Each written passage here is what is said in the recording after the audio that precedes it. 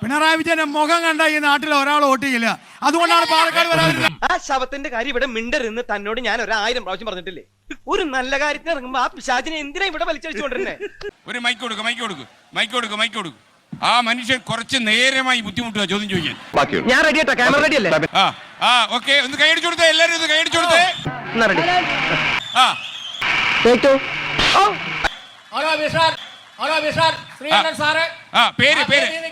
അടർക്കാലത്തിലെ 3 സഖാക്കളോ നേതാക്കന്മാരെ. 3 സഖാക്കളോ?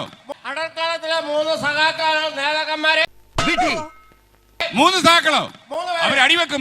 സാറിനോട് ഒരു ചോദ്യം ചോദിക്കുന്നത്, ഈ 3 പേരുള്ളതില് ഈ അടർക്കാലത്തില് CPM-ന്റെ മാർക്സിസ്റ്റ് പാർട്ടിയുടെ ഒരു നേതാവിനെ എന്തുകൊണ്ട് ഇവിടെ വിളിക്കാഞ്ഞ്? ഈ അടർക്കാലത്തിൽ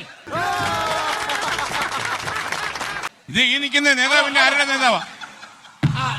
എനിക്ക് മൈലി വിലയിലൂടെ തരുന്നത്, മൈലി വില.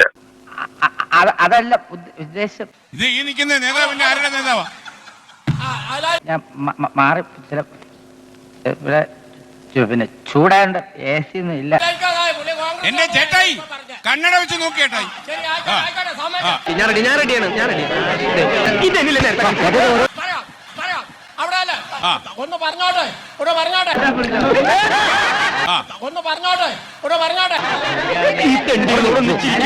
അതാണ് എന്റെ പ്രശ്നം. പറഞ്ഞോളൂ. ചോദ്യം 1.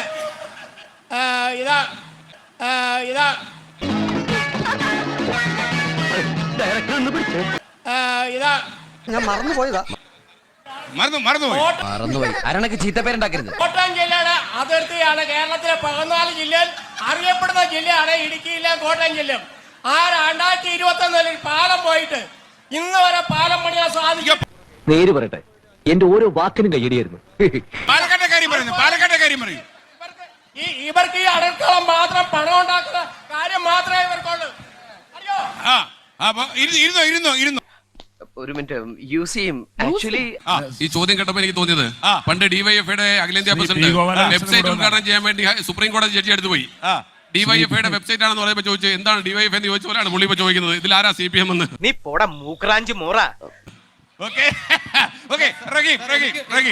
സാർ, ഇവിടെ എനിക്ക് 3 മുന്നണികളായിട്ട് ഒരു ചോദ്യം ചോദിക്കാനുണ്ട്. ഇപ്പൊ വരാം. റഹീം ഒരു മറുപടി പറഞ്ഞിട്ട്. എനിക്ക് 3 മുന്നണികളായിട്ട് ഒരു ചോദ്യം ചോദിക്കാനുണ്ട്. ഇപ്പൊ വരാം. കഴിഞ്ഞ 6-7 വർഷമായിട്ട് നമ്മുടെ പിണറായി വിജയൻ ഭരിക്കല്ലേ. പിണറായി വിജയന്റെ മുഖം കണ്ട ഈ നാട്ടിൽ ഒരാൾ വോട്ട് ചെയ്യില്ല. അതുകൊണ്ടാണ് പാലക്കാട് വരാതിരുന്നത്. അങ്ങനെയൊന്നും പറയണ്ടായിരുന്നു മോനെ. അതുകൊണ്ടാണ് വരാതിരുന്നത്. എന്തുകൊണ്ട് പാലക്കാട് വന്നില്ല മുഖ്യമന്ത്രി? എന്താ കാരണം?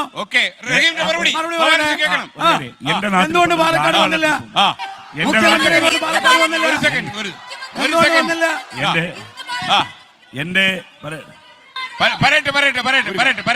റഹീം പറയുന്നു, നിങ്ങൾക്ക് വേണ്ടിയാ റഹീം പറയുന്നു.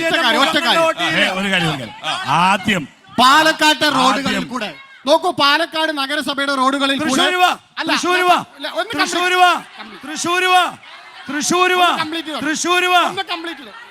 ഇത് തൃശ്ശൂർ.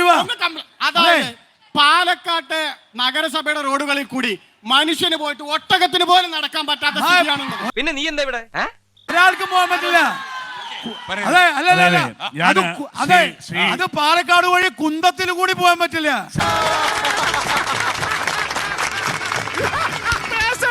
കുന്തത്തിൽ കൂടി പോകാൻ പറ്റില്ല. വളരെ പ്രധാനപ്പെട്ട ഒരു കാര്യം പാലക്കാട്ടെ ഏറെ പ്രധാനപ്പെട്ട, ഞാൻ ഒരുപാട് മുഖങ്ങളിലൂടെ കാണുന്നുണ്ട്.